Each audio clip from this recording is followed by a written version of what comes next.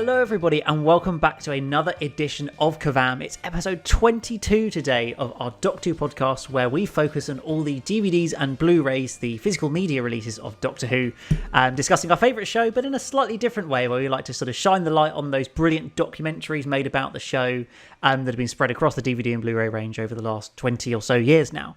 And today in particular, that's going to be a big focus of what we're discussing, because we're talking about some of our favourite documentaries that featured throughout the range, just discussing a few different favourites, whether they be individual documentaries, be sort of a series of documentaries that were spread over, various releases of the DVD range.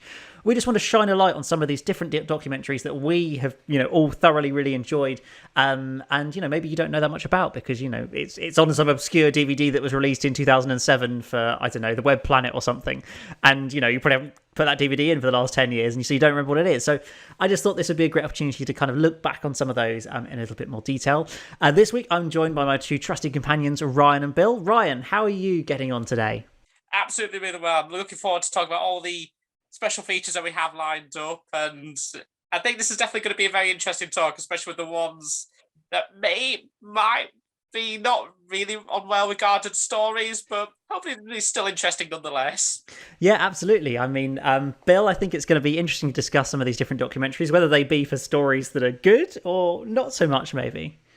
Yes. I mean, for mine have kind of, the ones I've kind of gone for kind of branch out of the TV show and explore different merchandise and everything for it. So yeah, it'd be interesting to see just what exactly the discussion kind of what it's like, and it'd just be good to discuss these things. Yeah, definitely. Yeah, absolutely. And I've got one main documentary in mind, a more recent one, which I think is going to be good fun to chat about as well. And hopefully we've all seen it, but we'll come on to that a little bit later. We're going to start with you, Ryan. We might as well get cracking into it. So obviously, Doctor Who has been doing physical media releases since, I think, 1999. Well, obviously VHS before that. But once we got, DVDs and special features, and that all started to become a proper thing, was the very, very, very late 90s with, I think, The Five Doctors was the first ever released DVD.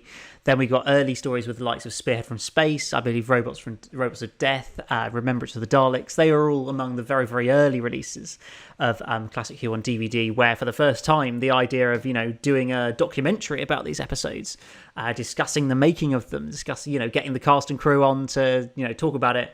And, it really was quite revolutionary, I think, in bringing a newer understanding of how these programs were put together for us as an audience, to be able to find that much more information out about it that wasn't just from going to a convention and hearing, Tom Baker or whoever spouting the latest story about them messing around on set or how much he hated that director or whatever. Like that, I felt like we got much more of the nitty gritty, and obviously that's built through these 20 years or so that they've been doing it, from the very fairly basic ones back in the day, where you just had interviews with the cast and crew with maybe a narrator and maybe some sort of photos or something, to some of the more recent stuff where you get them going out on the location to discuss them and things like that. We've got drones flying over us for the various shots and stuff.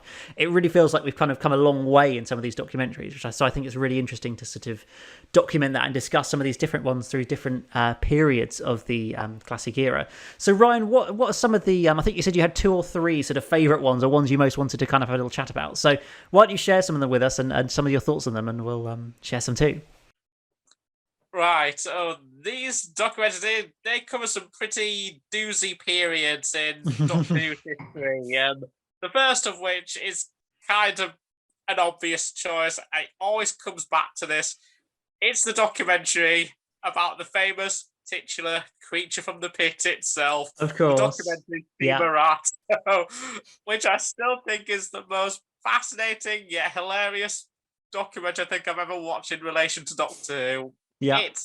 It's so interesting them to talk about this monster in great detail, about the difficulty of bringing that monster to life, and it just further shows how, with the case of Creature from the Pit, the problem is never the story or anything else, because actually taking the monster aside, everything else is actually not that bad. The problem was that it got saddled with the worst monster in Doctor Who history, and they talk at great lengths about the fact that what they built was essentially a prototype that that was very expensive. And once it was done, that was it. They couldn't make another, so they had to do with what they had. And what they ended up with was what Graham Williams infamously described as a big green blancmange with a 4-foot phallus on the end of it, which I think is the most description for a monster ever. And apparently, when they were building it,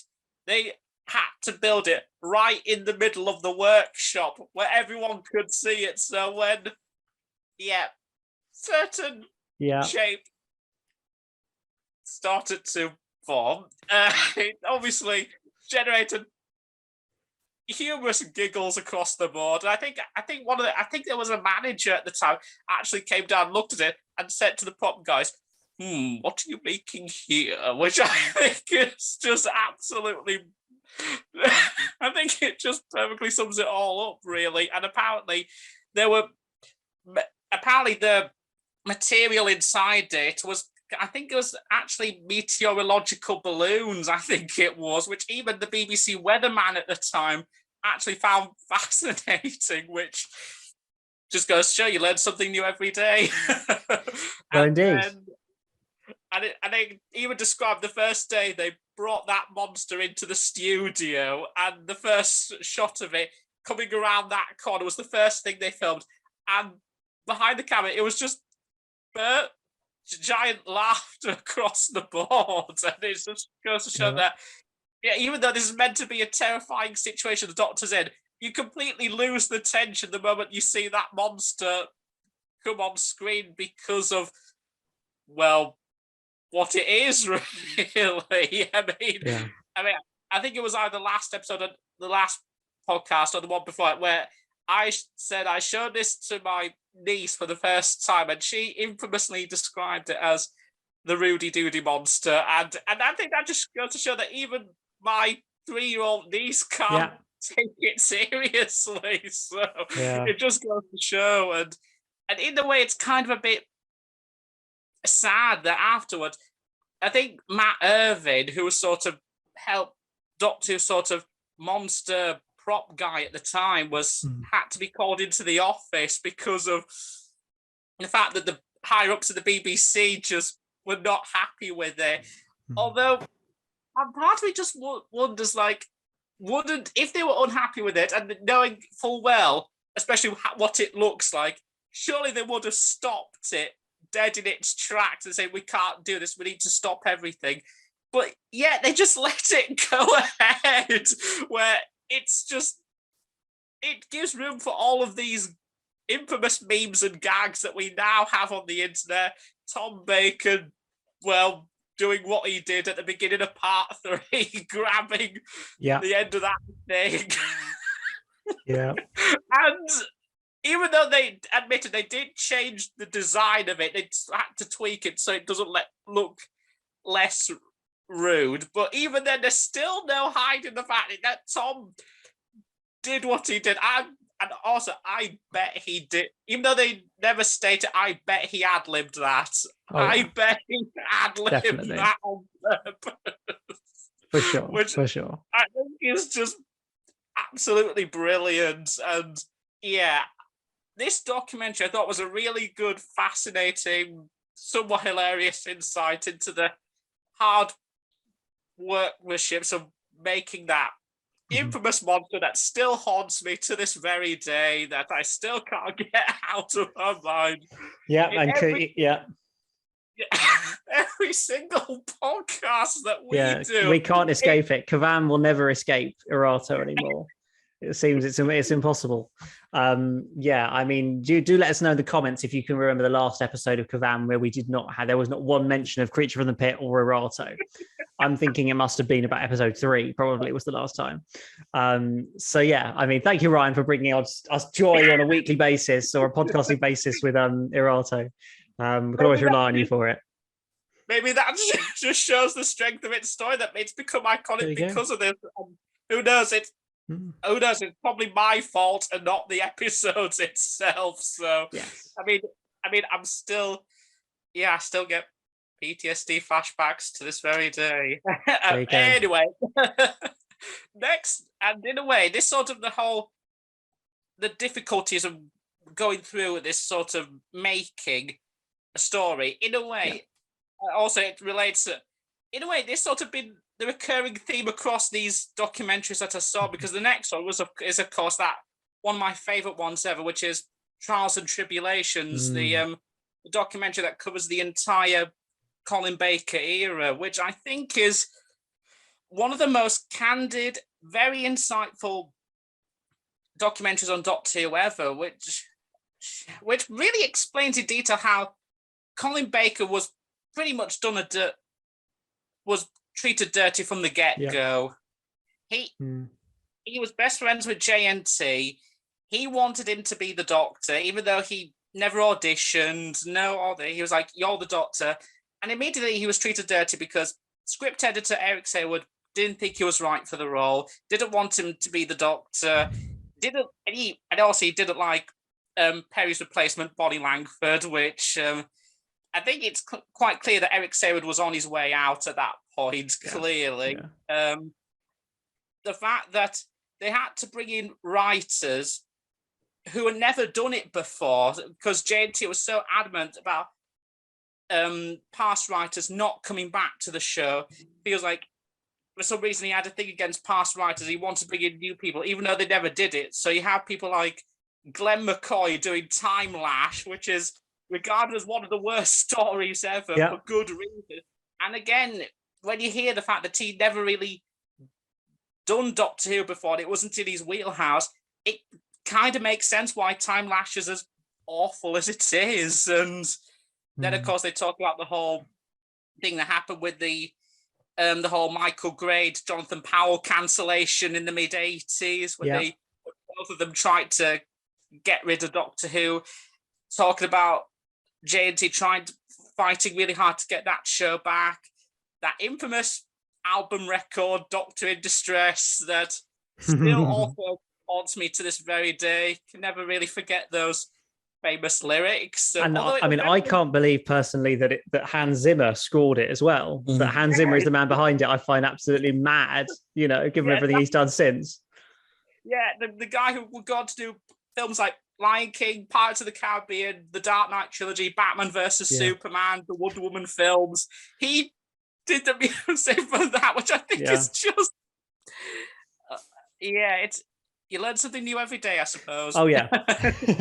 Absolutely. And then, of course, talking about the infamous Trial of a Time Lord season, which is... I've already aired my many issues and frustrations with that season. And so, listeners, if you want to check out my thoughts, I'm sure there's a pad. Yeah, there was a season 23 episode we did. So, you can certainly check that out there. All my thoughts are there. And they explain in great detail the fact that all the difficulties in trying to get this season together, the fact that they had to scrap the original season 23, having to do a whole new one from scratch because of what happened with the hiatus, which isn't too dissimilar to what's happened now with Series 13. With absolutely.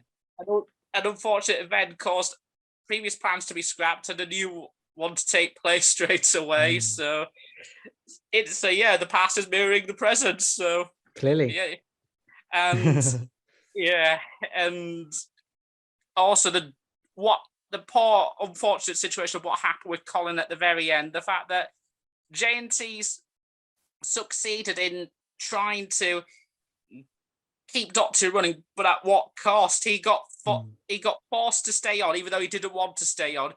Eric Saywood fell out badly with him, and the BBC forced him to sack Colin on the spot. So, it's definitely one of the most heartbreaking documentaries in relation to Doctor Who, because you could tell Colin was so passionate about the show, and he really wanted to be the longest running Doctor, trying to usurp Tom Baker's infamous record, and him getting shot dead in its tracks. And it's just an absolute shame, because I do remember one of the very first Doctors I've ever watched, and the first Colin Baker one I watched was Revelation of the Daleks, and which I think is really good. And when I watched that story, I remember thinking, this is really good. I'm actually looking forward to watching the rest of Colin's run, because if it's a baby like this, it's going to be absolutely amazing. And it just wasn't. It really wasn't. And hearing everything in this documentary, you can definitely see why.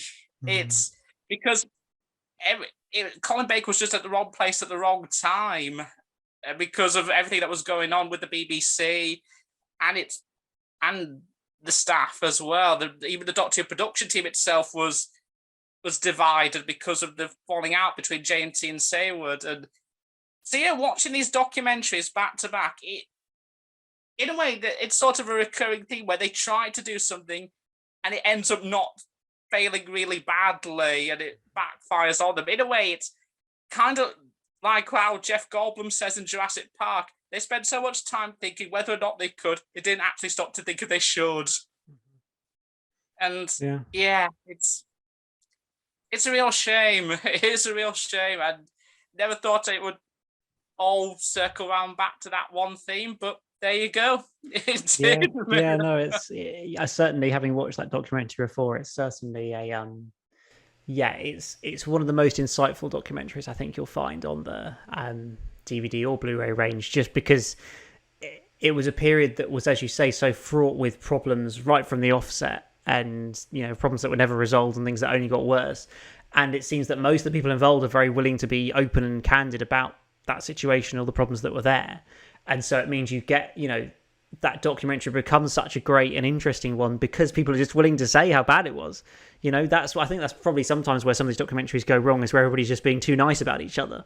Maybe that's because it genuinely was, a wonderful experience working on whatever story or whatever era. But I'm sure there were more problems behind the scenes than some things that we know about. And I'm certain that, in the future, when we get some form of release for the newer series of Doctor Who, I do think we'll see, a documentary like what Trials and Tribulations for Series 1, I think would be fascinating. I think if people were willing to open up, I think you could end up with much similar sort of feels of the documentary in terms of just understanding where things went wrong, why there were so many deep-rooted problems in the show at that point that, meant it was so, so difficult to work on and things. So, yeah, I certainly agree with you, Ryan, that it's definitely a highlight documentary, one of the, very much one of the best things the DVD range did, I think.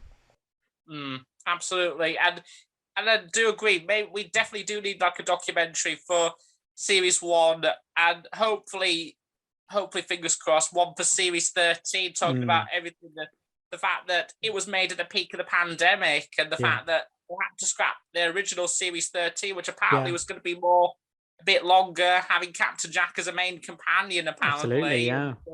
And the fact, and all these plans just end up getting completely turned because of the pandemic. Hopefully, we'll get these documentaries in the future, and hopefully, will serve as great reminders and warnings from history. Absolutely, yeah. So, future showrunners can learn better in the future. We hope so. We certainly hope so. Yeah, absolutely. And what's your final? Is it final? Have you got any more, or is it one more documentary you said you wanted to mention? Very briefly. And this is in a way, it's also a very similar theme. The 2-part documentary on Warriors of the Deep, which I've always stated in the past, it's my least favorite Doctor Who story of all time, and everything that's stated in the documentary explains why. It just looks and feels like a story that was fraught with problems, and it just bleeds out into the production, and the stories behind it explain why. The fact that back then Margaret Thatcher called an election, which caused them to lose a lot of studio space, a lot of shooting days as well. The fact that I think they had an option whether to rush through it or cancel it, I think. And they think they just rushed it, and it definitely looks like a rushed production. I think they didn't really have that much rehearsal time, which explains why a lot of the performances look really stiff and just dull. Even Peter Davison doesn't look comfortable or doesn't look happy at all. And the fact that the infamous Merker, who is probably rivals Errata as one of the worst Doctor Who monsters ever, the fact that by the time they had finished making that costume, they had to ship it to the set immediately, so they didn't have any time to rehearse in it at all. And because it was freshly made, they said it smelled like glue inside, so it felt like the Yeah. closest you ever get to sniffing glue or Yeah, using a indeed. solvent of getting Indeed. inside that suit. Yeah.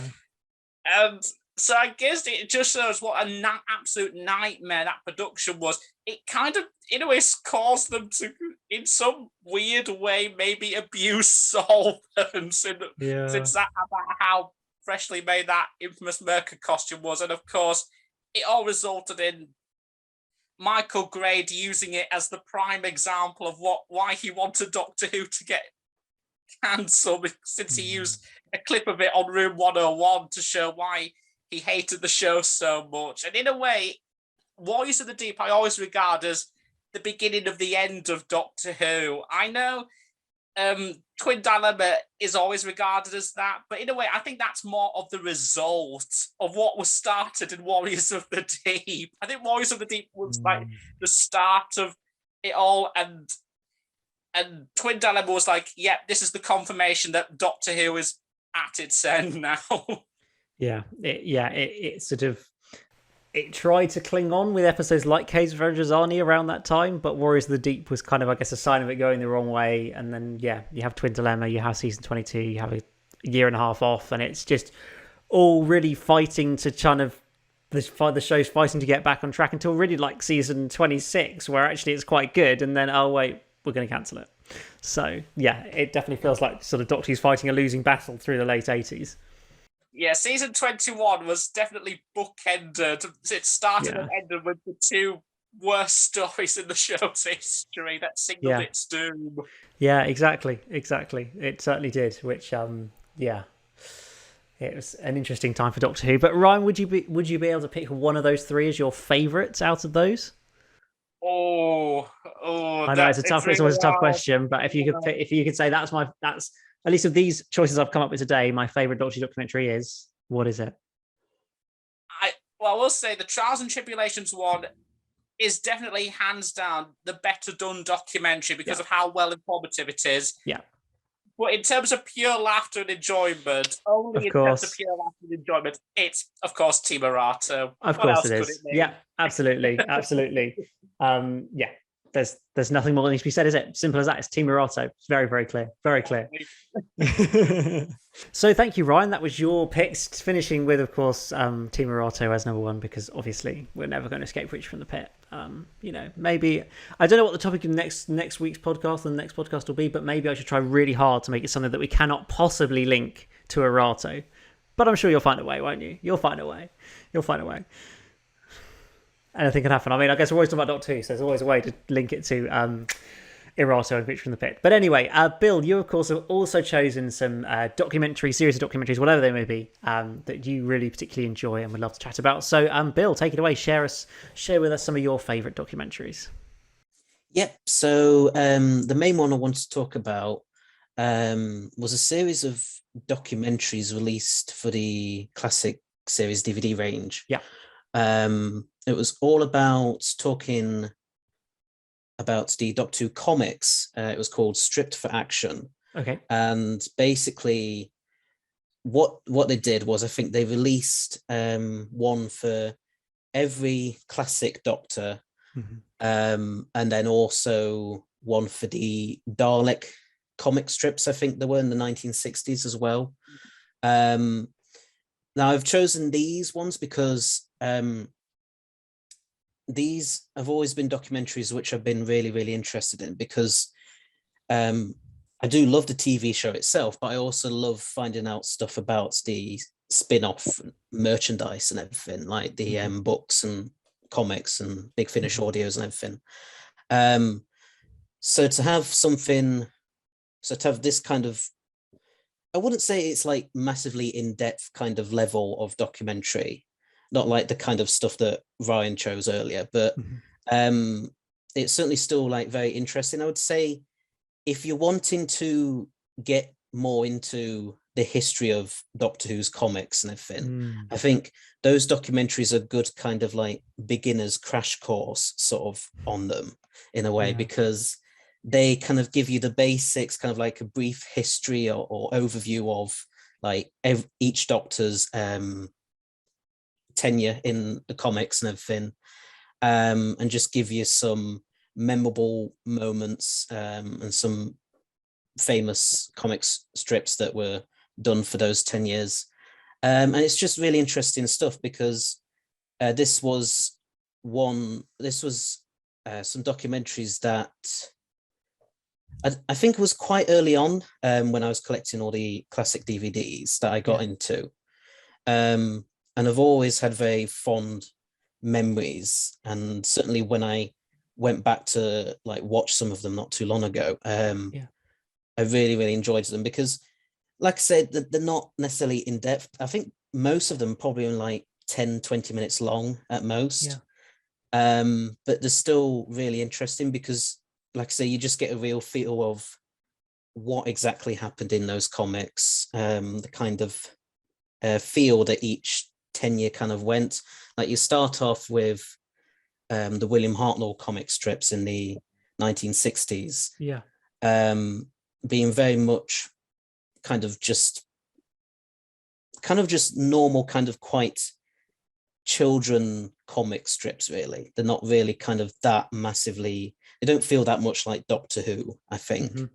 And then you get into the Patrick Troughton ones, which if I remember correctly, are way more kind of starts to link directly with the TV show a lot more. You have the Daleks coming into it, you have the Cybermen, you have Jamie, you even have the Quarks from the Dominators for some bizarre reason, which is very strange. And yeah, I think the Patrick Troughton strips, like I say, because of this tying into the TV show more, it felt more like Doctor Who, even if the stories were still kind of on a children's level ultimately, and was still kind of not completely Doctor Who like, but they felt more Doctor Who like than the Hartnell stuff, if that makes any sense. Like you've still got your bizarre moments. I know in some of them you've got stuff like Cybermen on skis, you've got Quarks versus giant killer wasps, stuff like that. There's some iconic images, isn't there, from some of the sort of slightly more bizarre comics where there's weird crossovers of aliens and stuff like that. It doesn't quite make sense always, but I think always, seem just quite interesting, and there's some visually striking. Yeah, exactly. I mean, it's like you say, it is so bizarre, but there's kind of a charm to it, like a ludicrous charm to it all, which you kind of can't help but be fascinated by. And then I think with the John Pertwee comics, they started to get a bit more kind of adult and a bit more in their themes anyway, and a bit more, again, feeling a bit more like the TV show. But then I think it's really from when what is now Doctor Who magazine launched with the Fourth Doctor, that you really start to get proper actual Doctor Who comic strips, basically. And certainly the early Doctor Who Weekly, or Doctor Who Monthly as it was then, comic strips were really, really enjoyable. And then again, with the Peter Davison comics, there's not as many of them, as I don't think, as most other Doctors, because he didn't have a very long run in the comics. But again, still some really interesting, great stuff. And then the Sixth Doctor, again, really great, interesting, and just really kind of out there kind of stories, but still completely feeling like Doctor Who. And also you have the famous talking penguin companion. Who is definitely one of my favorite companions of any Doctor Who, because I just really love his interaction with the Sixth Doctor. And I think even Colin Baker himself is a fan of Frobisher and wanted to include him in the TV show, which I think would have been really good. And then with the Seventh Doctor stuff, I think this is where it gets like the most interesting, because obviously, as we were saying earlier, like by season 26, 1989, after that, Doctor Who got cancelled. Sort of quietly, the BBC didn't want to kind of say, oh, it is definitely cancelled. It just kind of said, it's going to be a bit of a break. But Exactly. But yeah, so then once that happened, I think that really gave the comics free reign pretty much to kind of tell the stories that they really, really wanted to tell. I mean, you kind of already had some of that with some of the Colin Baker stuff, and even the Tom Baker and Peter Davison stuff as well. But I think it's really with the Sylvester McCoy comics that you get that feeling of they're really pushing the boat out more with what you can do with a Doctor Who story. And I know once the TV show ended, there was a lot of writers from the show itself. I think Ben Aronovich and Andrew Cartmel and everything, who wrote comics for Doctor Who magazine. And those really, really good as well. And kind of continuing where the TV show left off, in a sense, with season 26, which I know obviously the Virgin New Adventures would go on to do even more famously later on. And then, I think kind of probably my favorite comic strip tenure for any Doctor would probably be the Eighth Doctors, because I think that is, like, again, that is continuing to push the formula of Doctor Who as the Sylvester McCoy ones did, but telling it it's not being, with the Sylvester McCoy ones, it was all dark and broody because that was carrying on from where we left off with the show at the time. But then with Paul McGann, you've still got that, but you've also got a sense of fun and a sense of, and there's, because the TV movie, kind of with the TV movie in the Eighth Doctor, there wasn't really much of a character to him in that. The comics, I think, again, were given free reign, complete and total free reign to shape him into the Doctor that they wanted to have in order to tell those types of stories. And it's just really interesting. And then finally, the Dalek comic strips. I don't think I have got them, I think, collected in a graphic novel somewhere, but I've not got around to properly reading them yet. But from what I've heard, people say really, really good things about them. And I think they were partly the inspiration for that Time Lord Victorious Daleks web series. Yeah. Which, and I know, like, animation wise probably wasn't the best, but I enjoyed, like, the story of it anyway. I thought that was really good. But I would say that if you wanted, like I said earlier, if you wanted to get more into Doctor Who comics, or just any spin-off media of Doctor Who, really, you kind of want to get a beginner's course to a part of it, I would definitely recommend those Strip Fraction documentaries, because they're just, like I say, they're not very in depth, but they don't need to be, really, to get you started on just finding out more about that side of the Doctor Who universe, basically. And then another one that I suppose more like an honourable mention that I kind of wanted to say, because I think the Strip Fraction ones, I would have to say, is probably my favourite. But an honourable mention I wanted to say was the Dr. Frever documentaries, again, which are done for the DVD releases. And it's, I think with the Dr. Frever ones, I don't think there's necessarily overall theme to them. I think they're just focused on different elements of the Doctor Who universe. I know. Yeah, I think they were weren't they sort of intended to, like, tell the story between, like, 1989 and 2005? Was that sort of? I think certainly some of them cover off, like, different aspects of the wilderness years, how the show came back in 2005. I think there's a fair bit of that in there.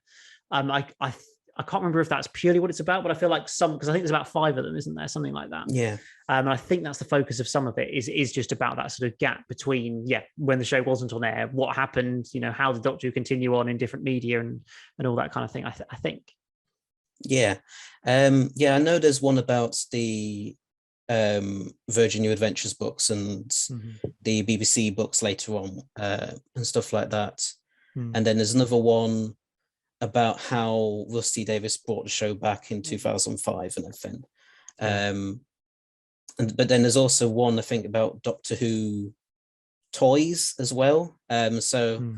I'm not sure if I think a lot of them do focus on the wilderness years, yeah, but I'm not sure if that is an overall theme for all of them, because I don't know, it's the toy one especially. I kind of think, well, yeah, that is very different to the others, because with the others you get a sense of, like you say, telling the story of the wilderness years and everything, but Mhm. with that one, that's just Doctor Who toys from the very beginning up to the present day. But yeah, it's still really interesting series of documentaries, and it's just really intriguing to find out more about the different aspects of, again, the Doctor Who universe. Yeah. And yeah, I just wanted to mention that, really. Yeah, I noticed absolutely. that you, in your videos, you sometimes use the theme from them. Yes, yeah, I did nab that a while ago, and that does usually play under the little sort of my starting of my videos. I tend to, utilize that because I thought it's just a really fun, sort of jazzy, light-hearted version of the Doctor Who theme. Yeah, it's really fun. So yeah, the occasional person has commented on my videos going, "Oh, where do I recognise that from the Doctor Who Forever documentary?" And yes, I do. Yes, that is where they come from. So yeah, it's a bit of fun, Yeah, but that's brilliant. I mean, yeah, I certainly.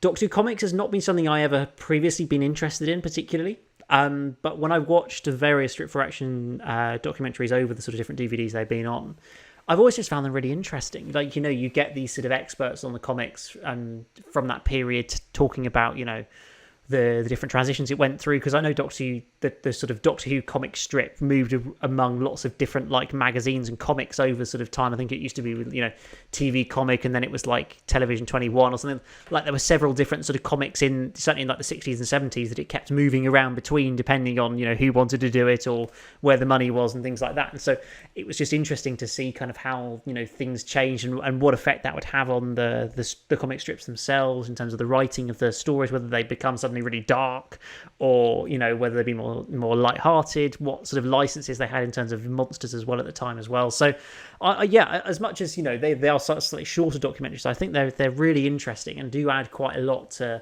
just because it's a topic I kind of knew nothing about. It's really interesting to kind of everything is new information almost to me. So I think that's a really interesting thing to take in and learn about that history through the show of the of the comics that sort of were alongside Doctor Who. But I mean, Ryan, have you ever watched some of the Strip for Action documentaries? I did. I remember watching them back when I first bought those specific DVDs. But yeah, it was a long time ago since I've watched those documentaries. And now, with Bill mentioning it, it's sort of now flooded back to me. Remembering some of that. I mean, I do. Yeah, remember some of the fact that they brought in a lot of the writers on the TV show to do some of these comic strips, and I remember. I don't know if this was mentioned documentary, or I might have heard it somewhere else. The fact that even I think legendary comic book writer Alan Moore even wrote a few Doctor Who comic strips, which I thought was really interesting and kind of makes me wish he was a writer on Doctor Who at some point. But then again, the man worships a two-headed snake god now, so hey, who am I to judge? Well, there we go. There we go. Indeed, yes, exactly. But no, yeah, it certainly tells some interesting stories. And I do enjoy, as you say, there's also the Doctor Forever documentaries. And I just had a little look up, and yes, they're sort of quite wide-ranging. But a documentary about the sort of toys and merchandising of Doctor Who through its history is another really interesting topic, because sure, a lot of us have probably heard the same anecdotes about Tom Baker or whatever in the past, but to explore these slightly newer avenues, or new to some fans, avenues like the comics or the merchandise or the Virgin New Adventures or things like that, where obviously a lot of it depends on your age. I wasn't old enough to go through the Virgin New Adventures days, so I'm kind of always catching up on that sort of period of the history of Doctor Who. And so to have these sort of documentaries, telling us so much more about that, I just find, getting that level of what's to me new information, I find really, really interesting. So yeah, I think those sort of slightly different documentaries can always be some of the most interesting ones personally. But well, I guess it comes down to me to finish this off with my picks for documentaries. And I'll do my honourable mentions first, and then I'll kind of go for my big main one that's kind of the main one. So I was thinking about this, and I kind of wanted to focus on documentaries, some of the more recent documentaries, not necessarily on the Blu-rays, but just done more recently and maybe sort of, I guess, a bit more innovative for that reason. And the first one that jumped out to me was the Living with Levine documentary that they did about 10 years. I couldn't believe it. It's 10 years ago now since they released it on the Claws of Axos special edition, which is bonkers because it doesn't feel very old, that documentary, to me. But obviously it's where Toby Haydock goes and spends a weekend living with John Levine and experiencing daily life with the interesting character that is John Levine. It's just like a very different idea to, it's not really about telling the making of a Doctor Who story or telling us about the comics or telling us about something. It's very much like we want to try and understand this person, this character who quite often kind of puts on a bit of a persona when he's doing interviews or at conventions or whatever, because he's kind of that sort of a bit of a performer kind of person, I think, is John Levine. And so it's really interesting to have that opportunity to go inside his house with him for a weekend, follow him round and, meeting the old ladies in the street and whatever, and just to see a little bit more what he's really like. I think it's the first of the sort of series, because obviously we've had a few of those since with the Weekend with Waterhouse and ones like that. So it's sort of, we've seen that it's a format that's kind of been able to continue from there. But this was kind of the original version of it, and I just think it's absolutely fascinating. I mean, obviously, yeah, you really learn that John Levine is a bit of a quirky character. And he's a bit of a showman and likes to kind of show off to people when he's some of it feels a little bit like he's doing it for the cameras when he's like saying hi to old ladies on the street and getting in conversation with them, which I don't think is a normal thing he would necessarily do. And I was in Doctor Who, do you remember that back in the day? I think he's playing to the cameras a little bit, but there are also some very sort of insightful moments on his character, his his beliefs, and just him as a person, which I just think is really, really interesting, and is sort of we'd had enough years of almost doing the groundwork of special features for the show, where we've done all the making ofs, we've done interviews with cast that are just straightforward. How was it working on this production? That now there was a necessity, but also an opportunity to branch out into slightly more different and more interesting, or not necessarily more interesting, but just slightly taking it at a different angle, finding new and interesting ideas to be able to take. And I think that's certainly spread into the Blu-ray range. We've certainly seen that a lot. I mean, Living with Levine was one of the first documentaries that Chris Chapman did, and he's obviously been one of the sort of pioneering producers, really, of more unique Doctor Who documentaries, should we say. And that's not to slate any of the ones in the past. There's so many great ones. We've talked about Trials and Tribulations and many different ones, but just doing something different with the documentary that isn't just a straight making of, I think, is something that he's really pioneered. And in a documentary like Living with Levine, that really worked so, I think, so effectively, so brilliantly. We saw that again around that sort of similar period with the Haydock versus Havoc documentary on the Inferno special edition, where you got Toby Haydock to go and join the sort of Havoc team, the action sort of stuntmen team from the early 70s, to go and try and do some stunts. He jumps off some massive sort of scaffolding that's been built up, and he's sort of being taught how to properly jump off it and stuff. It's sort of stuff where you're not necessarily learning anything new about Doctor Who, but it's just really fun and interesting. And just, it's a really fun way to spend 45 minutes watching it with, some interesting people from the history of Doctor Who. So, yeah, it's all these sort of these sort of pioneering documentaries that I just think are absolutely, fabulously interesting. Looking even more recently, obviously, just bonkers ideas like Who's Doctor Who Revisited, where it's like we're doing a documentary about a documentary and meeting the people who are in the documentary for a documentary. It's just it sounds crazy almost when you explain it like that, but it's brilliant. It's so much fun. It's also on the season 14 box set, and finding these heartfelt stories of these people who were 6 years old when they were on this documentary in the late 70s, and are now fully grown, had very different lives. Quite some emotional moments where one of them had passed away obviously soon after doing that. And so it's just these ideas that I feel like they're coming up with now that are so unique, that can just be so much fun to watch, so enjoyable. Obviously the Doctor Who Cookbook is the other wacky one, Doctor Who Cookbook Revisited as well, that's just again a barrel of laughs, so much fun. I kind of hope they do another thing like that at some point down the line. I feel like cooking in Doctor Who with the cast is just fun, really, isn't it? I think that's what it's all about. So yeah, those are all kind of general honourable mentions, I guess, for stuff that I've really enjoyed. But I decided my number one, I don't know, I feel like I don't know if it's my actual number one Doctor Who documentary ever. Like, it's so hard to pick because there's there must be hundreds by now, given how many releases we've had. But the one that really struck it for me was the My Sarah Jane documentary, or Our Sarah Jane, on the season 14 Blu-ray, the new retrospective documentary of Elizabeth Sladen's life that was released a couple of years ago. It's nearly an hour and 20 minutes long, and it's just such a fabulous telling of her life, such an emotive telling of her life, really, in a way where I feel like we're really learning something new. We really, it's not just focusing on her being in Doctor Who for 3 years and then, coming back to Doctor Who again. It goes so much more deep than that. We sort of see her from her humble beginnings, visiting her school, seeing where she grew up, visiting the theatre that she joined when she was, getting into acting for the first time.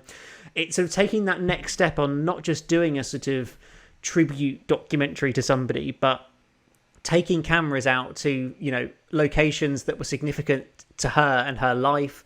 We obviously start the documentary by having her car from the Sarah Jane Adventures leaving Bannerman Road, her house where we saw Sarah Jane in the Sarah Jane Adventures, which is, a brilliant idea. I love it. It's that idea of almost like we're taking a journey through her life from her perspective, and then we follow her car as it visits different locations that are significant to her, while we sort of intercut lots of interviews with different people. It's just a really, a much more creative way, I guess, to create a documentary that is much more visually interesting and just adds a bit more, I think, emotional weight to the documentary as well. And so we sort of, and just the type of contributors we get as well, we meet her sort of childhood friends and people like that. It's not just about who did she work with on Doctor Who, let's interview them. We'll get, people she worked with in the theatre, we'll get her friends from when she was a child, friends from when she was much older, and, just to really give a fuller perspective of her as a person and her character, not just being defined by Doctor Who, but the many other things that she did as well. Like it was, it really sort of felt like a sort of documentary where it really built up, where we sort of went through this, her getting into acting, having success in the theatre, doing, Coronation Street, getting that role on Some Others Do Have 'Em, and then getting onto Doctor Who, and that sort of reaching that pinnacle of Liz and Tom on Doctor Who, that, obviously most fans, look at as their favourite period of Doctor Who. And that just being the absolute sort of, yeah, exactly. And just being the absolute sort of pinnacle for Liz. And then sort of after that, really struggling to get any work. And that's actually, what nowadays we see, in general at least, that most of them, the main cast or, Doctor or companion tend to go on to massive things after they've been on Doctor Who. But it just didn't really happen for her, and she ended up doing, TV commercials and things in the 80s. And apart from obviously doing K9 and Company and the Five Doctors, her career wasn't really massively going anywhere. And so you sort of reach that real kind of low there of her career seems to be tailing off. She settles down into the family, and I'm sure she was content with being just being a mother and having a child and all of that.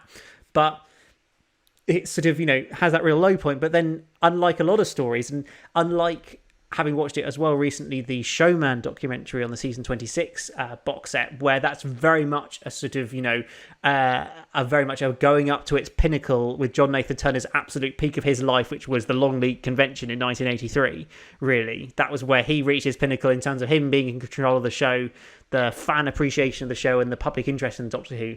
From that very point, it just declines all the way down until his death. And whereas with this, obviously, Liz Sladen said she always felt there was going to be one more, big thing to come in her life with Doctor Who.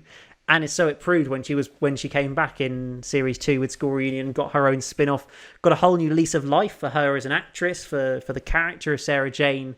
And, just that she really got that, almost that dream comeback, that she always believed something would happen there. And 30 years after she'd been doing it, that came back for her. And it's brilliant to kind of see that sort of up and down nature of this documentary, that really, you really feel the emotional highs and lows of it. And then obviously, as soon as we've had that high, obviously it sadly has to end on such a low note with the death of Liz at the end of the documentary. That's covered quite in depth with Tommy Knight, who played Luke in the Sarah Jane Adventures, him talking about getting the phone call to say that she'd gone after they put filming for Sarah Jane Adventures sort of on hold for a while, and she had to have an operation or something, and then he found out that she was gone. And just seeing the emotion on people like Phil Collinson they had on there, David Tennant was on that documentary as well, Louise Jameson, plus various friends and family as well, all these big names that had such affinity for Liz, to want to come on a documentary like this and talk about it as well, I think is so significant. And then obviously the kind of the moment I think of this documentary is Tom Baker right in the last sort of 2 or 3 minutes. Tom has always been a pretty guarded character. He's always been, these documentaries for years and years. He's been playing it all for laughs and trying to crack jokes every 5 seconds, very much being a larger than life character. And you see throughout this documentary, I feel like it's one of the first times, and we've kind of seen it since really with his Tom Talks feature on the season 17 of the likes, a really different sort of character, a much more vulnerable and emotive character. And to see him in that moment talking about her death, all kind of on the verge of tears, that's not something I've ever really seen Tom Baker in any interview ever. You could see how much his Liz and his friendship with Liz meant to him, and to both of them, and just how significant that moment was. And so that's really kind of the tearjerker moment I think for this documentary, seeing Tom almost breaking down when you thought he's kind of the rock, he's the guy who never cries about anything that we see in Doctor Who, and to see him reach that point just really, I think, rammed home how so loved she was as a character and as a person, and how much of a great loss that was at the time. So yeah, it just feels, obviously it's such a brilliant story to tell of a brilliant person, but I think it's also just so well put together, this documentary, right from the off, where you've got all these, people like Louise Jameson and Tom Baker and David Tennant and the likes, saying all these wonderful things about Liz as a person and her character, and just the way she was, intercut with all these scenes of Sarah Jane's car going from Bannerman Road, going to all these different places that are so significant to her. And, just that theme continues on throughout. I think it just... yeah, it really hits the emotional moments, I think, this sort of documentary, in much similar way that the Showman documentary does as well, which was only released several months before. And yeah, those are probably two sort of comparable documentaries, both done by Chris Chapman, of course, in similar length as well, around 75 minutes both. And obviously having that similar arc of such a brilliant life ultimately ending in sadness. But for Sarah, for Liz, she got that extra moment in the limelight, and I think we'll always, I think we talked about an episode or two ago about the Sarah Jane Adventures and the stories that were never made that we could have had of Liz, that of Sarah Jane's character. So I just read it on Wikipedia, those various stories that were planned that never got made that would have been so brilliant. So it's just such a shame that she wasn't around to be able to be a part of that anymore. And when I saw the title card come up on the end, just quickly, I couldn't quite believe that it was 11 years ago now that she passed away. I was like, how, the fact it was 2011, I can still remember when that happened, and it feels like yesterday. So the fact it's over 10 years ago is just absolutely crazy. So yeah, as much as it's kind of, I guess, a somber in a way documentary and quite an emotional one, but I think that's why it works so well, because it just feels... this is the definitive documentary of Elizabeth Sladen. Like, I don't think anything's ever going to really tell her story like that does. It tells her whole life. It really, does her such a wonderful service, I think. And it's, a brilliant documentary. I definitely remember that night when they announced her passing. It was on that night. And I really couldn't believe it. I really couldn't believe it. Because the fact... it was her and Tom that was sort of my gateway into Doctor Who, thanks to both the Ark in Space and Genesis of the Daleks. And those first 3 seasons of Tom, I always put up there with the Capaldi era as the high point of Doctor Who for me, because it's that era sort of, as I said, it introduced me to Doctor Who, and then part of it was because of her. And so just hearing the news just really... it kind of broke me in a way, and just hearing all these, I guarantee if she was still around, I guarantee she would have been in the 50th anniversary Day of the Doctor, joining 100%. Clara as a main companion. And I think she would have been the one to kind of give the speech about what was the promise instead of Clara. I think it would have been Sarah Jane, and she would have also been there with Matt to see Tom and at the end.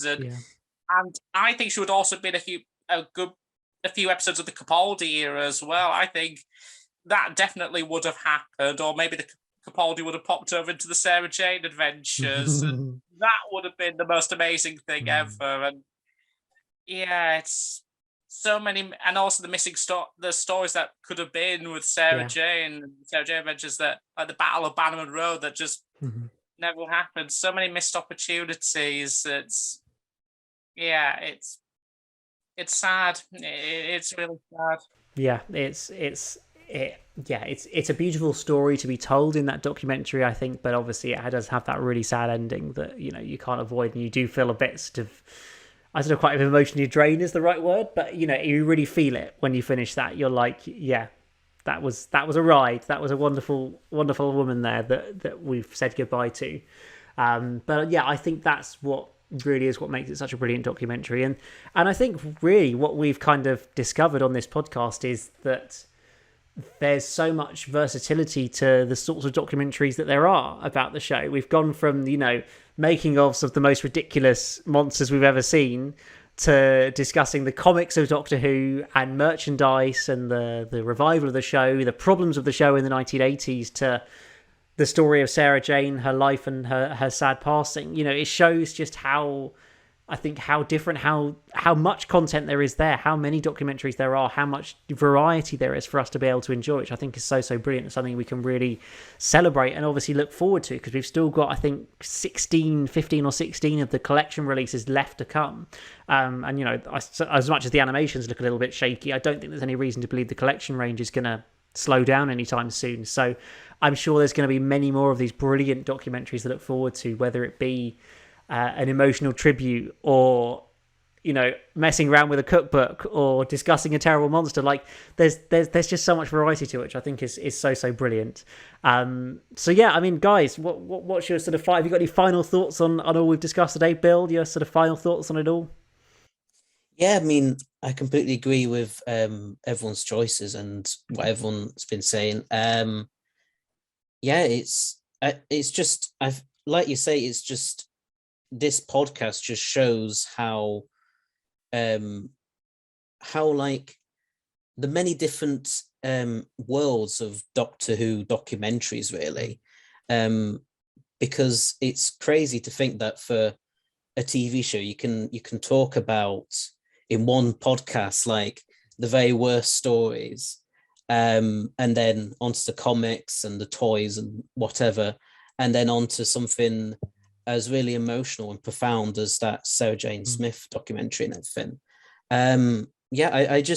I think it just shows how there's just so much stories in a way to be told with Doctor Who documentaries, and how there's just so much that can be done, really, because you can explore more or less whatever aspect of the show you want to explore, really, with these documentaries. And I think that's something which, you know, not to say like Doctor Who is necessarily alone in that. I'm sure there's plenty of other stuff which, you know, has had various aspects of it explored in different documentaries, but I think Doctor Who is a really good example of it, and maybe a lot of other stuff just doesn't quite do it in quite the same way as a lot of the Doctor Who documentaries do. Yeah, absolutely. 100% agree with you there. Ryan, your final thoughts on it all? Not really much. I think both you guys summed it up brilliantly. It shows how it can be versatile and cover many different things, and uncover things that maybe shed some light on things we never even learned before, and hopefully give us a better insight. Like the worst stories there's a reason why they're not very good, and there's a reason. It's not just that it's a bad script, it's literally all the factors are involved in it, and the fact that there's more to a person's life than just this one aspect. It's so many different things to so many different people, and long may this continue in the future. Yeah, absolutely. I think, as I say, we've got so much more to look forward to with many collection releases to come. And there's so many more documentaries already out there that, you know, I may have watched once 7 or 8 years ago or something. And so watching it again is virtually fresh. And I think that's what's so great. We've got so much now that there's always sort of fresh stuff to enjoy. So I think that's absolutely brilliant. And I'm sure that as time goes on, we'll cover more different documentaries on here as well, because I think it's always something fun to talk about, and you know, shine a light on some of these documentaries that might get forgotten about, or, you know, just not be so well remembered because they were released a long time ago on a, obscure release or something along those lines. But that's why this podcast here, of course, KerVAM, is all about the DVDs and the Blu-rays and the documentaries, and that's, I hope, what we've been able to shine a bit of a light on for you guys today. But yeah, that's pretty much all we have time for on this edition of KerVAM. It's thank you to Ryan and to Bill for joining us on this week's podcast. We'll be back again in a week or two's time, hopefully. I don't know quite what for yet, but we shall see. I think, Ryan, do you want to chip in quickly with something? Yeah, hopefully we'll continue talking about many exciting DVDs, Blu-rays in the future, and who knows, maybe they'll announce the release date for season 22. Who knows? Yes, well, yeah, we're still waiting as of our recording on the 1st of March. Still don't know when season 22 is going to be released. I know the original rumoured release date was the 14th of March, but I sense that's unlikely given they haven't announced it yet. So I'd say end of March, start of April seems most likely. And we're still waiting for an Abominable Snowmen release date as well, but that may well be, I think, more come the summer. But yes, that's just about it from this edition of KerVAM. Follow us on Twitter at KerVAMPod, and you can also check us out on Spotify, on Apple Podcasts. Leave us a review on Apple Podcasts as well, if you've been enjoying the podcast. And you can check us out on my YouTube channel, EMS Productions, every evening when the podcast is released. But that's about it from this edition of KerVAM, and we will see you again very soon for a brand new one. But until then, it's goodbye.